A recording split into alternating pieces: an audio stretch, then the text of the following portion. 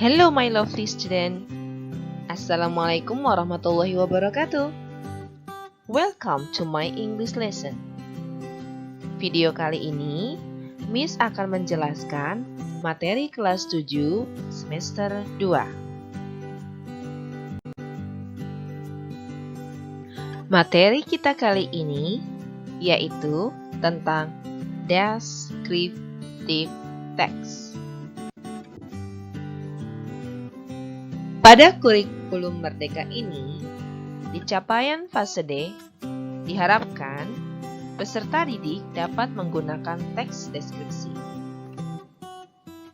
Selain itu, di capaian pembelajaran, baik dari elemen menyimak berbicara, membaca dan memirsa, menulis dan mempresentasikan, sampai pada alur tujuan pembelajaran atau indikator, peserta didik diharapkan dapat menyimpulkan, merespon, menggunakan, mengidentifikasi, mengevaluasi, menyusun, dan membuat contoh teks deskripsi sederhana.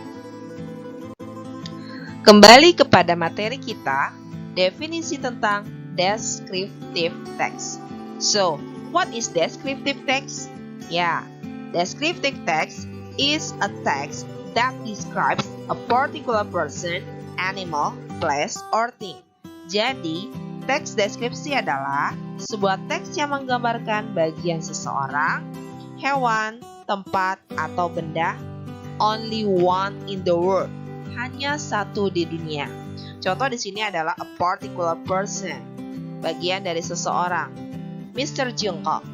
Walaupun Mr. Jungkook mempunyai kembaran, tapi pada teks deskripsi hanya membicarakan Mr. Jungkook. Contoh yang kedua adalah my best friend, Kinza. Sudah jelas ada kata my, teman baik saya. Jadi hanya satu di dunia teman baik saya, Kinza. Berikutnya adalah a particular animal, my lovely cat, Mio. Dan berikutnya adalah place, Eiffel Tower. Dan berikutnya adalah things, benda, Lato. Seperti yang sudah kita bahas sebelumnya, tipe descriptive text terdiri dari person, seseorang, lovely animal, hewan kesayangan, place, tempat, dan favorite thing, benda kesukaan.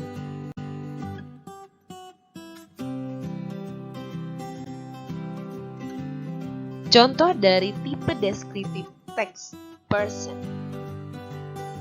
Contoh di sini, ada yang tahu siapa ini? Ya, ini adalah Mr. Jungkook. Seperti yang kita tahu, Mr. Jungkook adalah one of BTS member that believed as one of singer for the FIFA World Cup Qatar 2022. Jadi jelas, di teks deskripsi ini, Mr. Jungkook yang dimaksud adalah only one in the world.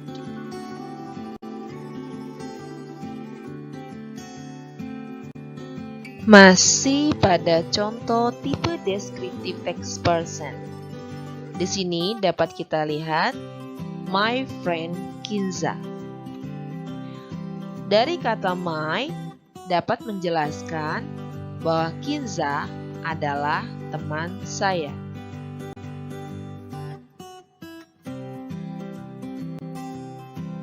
Berikutnya adalah lovely animal. Di sini dapat kita lihat dengan judul My Lovely Mio. Dan animal yang dimaksud adalah cat.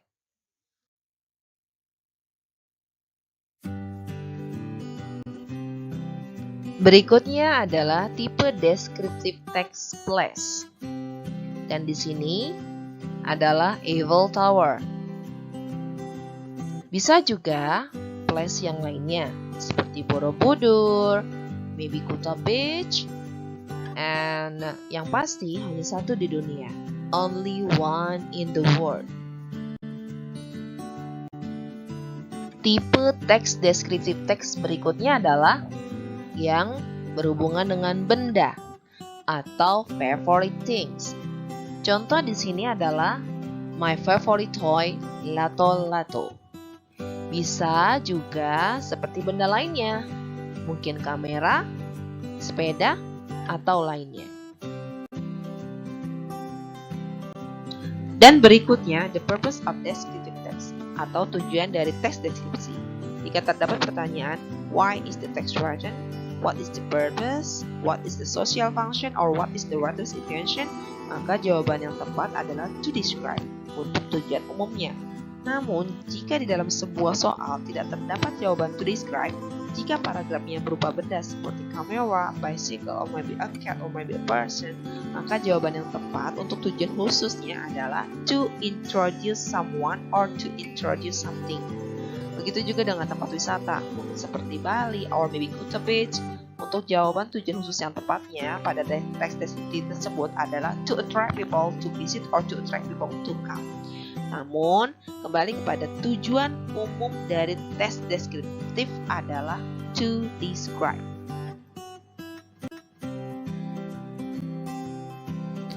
Next, generic structure of descriptive text. Struktur generik dari teks deskripsi terbagi menjadi dua. Yang pertama adalah identification with the function to introduce of a person, place, animal, or object will be described. Struktur generik yang pertama adalah identifikasi dengan fungsi untuk mengenalkan seseorang, tempat, hewan, ataupun objek yang akan digambarkan. Dan identifikasi ini ada di paragraf pertama. Generic structure yang kedua adalah description with the function to describe a particular person, place, animal, or thing by physical appearance, characteristic, habit, content, function, etc. Struktur generik yang kedua adalah deskripsi dengan fungsi untuk menggambarkan bagian dari seseorang, tempat, hewan, maupun benda. Mungkin bisa dilihat dari rupa fisiknya, karakteristiknya, kebiasaan, dan lain sebagainya. Dan deskripsi ini ada di paragraf kedua, ketiga, dan seterusnya.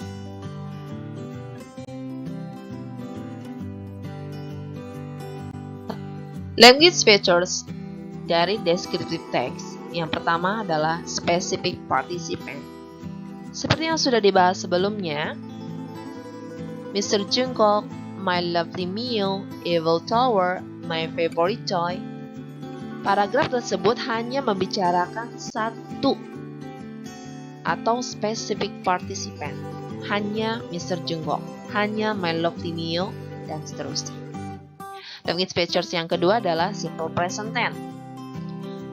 Seperti yang sudah dijelaskan di materi sebelumnya, simple present tense terbagi menjadi dua, yaitu dalam bentuk to be dan dalam bentuk action verb 1. Contoh di sini adalah Jungkook is a very talented boy. Penggunaan to be is. Yang kedua, Kinza loves all kinds of books. Penggunaan kata kerja pertama atau action verb 1, loves. Language features berikutnya adalah action verb 1 and to be 1 yang seperti yang sudah kita bahas sebelumnya tentang simple present tense. Dan language feature yang terakhir adalah adjective atau kata sifat seperti beautiful, cute, kind pasti terdapat di paragraf teks deskripsi. Berikutnya adalah generic structure analysis. Seperti yang saya sudah bahas sebelumnya, di sini ada contoh paragraf tentang Lombok Island. Pada paragraf pertama, itu disebut dengan identification, memperkenalkan tentang Lombok. Dan paragraf kedua, itu disebut dengan description 1, yang pertama. Dan paragraf ketiga dan seterusnya, itu disebut dengan description 2, 3, dan seterusnya. Selanjutnya, language feature analysis. Pada paragraf yang berjudul Lombok Island ini, jelas dapat dilihat paragraf pertama terdapat kata Lombok. Di paragraf kedua pun terdapat kata Lombok, dan di paragraf ketiga pun sama, terdapat kata Lombok. Jadi jelas bahwa paragraf ini hanya membicarakan satu hal, yaitu Lombok. Dan di language measure disebut juga dengan specific participant. Untuk selanjutnya, yang tertanda kuning di sini adalah simple present tense to be, seperti is, are, dan selanjutnya action verb 1 seperti yang tertanda hijau, see, include, picture, dan selanjutnya adalah adjective, kata sifat. Terdapat kata sifat a beautiful and wonderful pada paragraf deskriptif ini. Jadi jelas, pada sebuah paragraf deskriptif harus terdapat language features yang terdiri dari specific participant, simple present tense, to be, am, are or is, dan action verb 1, begitupun adjective.